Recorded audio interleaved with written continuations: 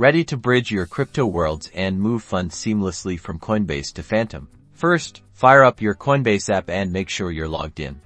You'll need to verify your identity if prompted, so keep your documents handy. See that send button? Tap it.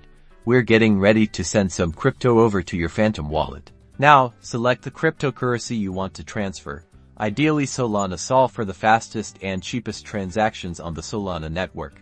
Enter the amount you wish to send. Time to switch over to your Phantom wallet. Open the app and find your Solana address.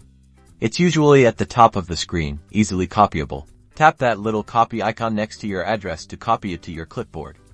Make sure you double-check you copied the correct address. Head back to Coinbase and paste your Phantom wallet address into the recipient field.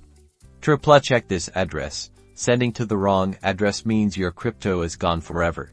Review all the transaction details one last time. The crypto type, amount, and most importantly, that Phantom wallet address. If everything looks correct, confirm the send. Boom, give it a few minutes, and you'll see the funds land in your Phantom wallet. You're now ready to explore the exciting world of Solana.